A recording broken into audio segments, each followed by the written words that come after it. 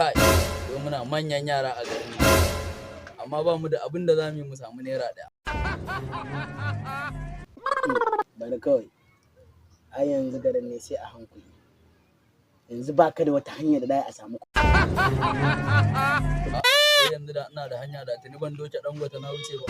Ni fa na fara tunanin kai ne kake kogawan bakin talauci, da kafin na san ka bana rasa na kashewa, amma tun da na haɗu da kai kenan rayuwa ta sauya.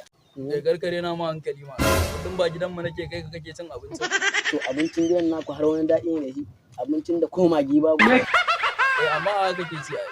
Kai tunda muke zuwa gidan, tunda muke da kai ka taba kai mu gidan ku ne mun je mun ci abinci.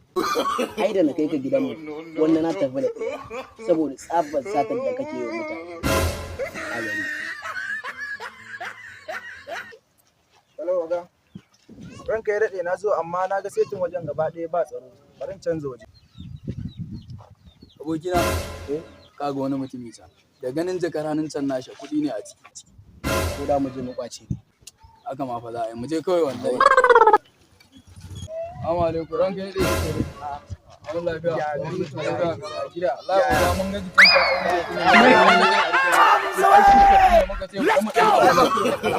No. Hello ranka ya daɗe. Akwai wasu yanzu ina tsaye a wajen nan sun tafi da jakan nan ya da ai. Okay to shikenan ka sa a tare su, akwai wani mai jan riga da wani mai fara. Yo ka sa a tare musu. Wannan jakar da muka zo tare da kai muka karba. To shikenan bari in zo din.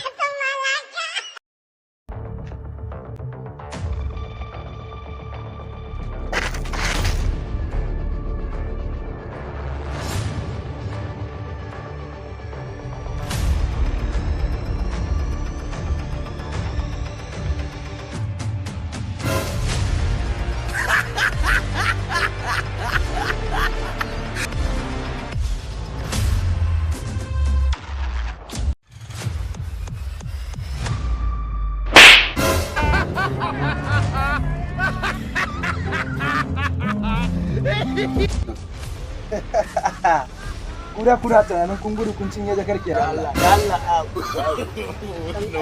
No. Ku dakata. Biki. Oga ma kai wa nawa ce na so a kai masa ne. Guda 5 ne ka sani. Mun kai 3 da mai sauraro. To ga biyu an samu. Da haku.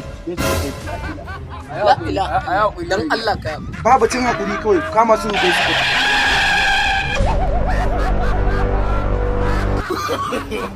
No.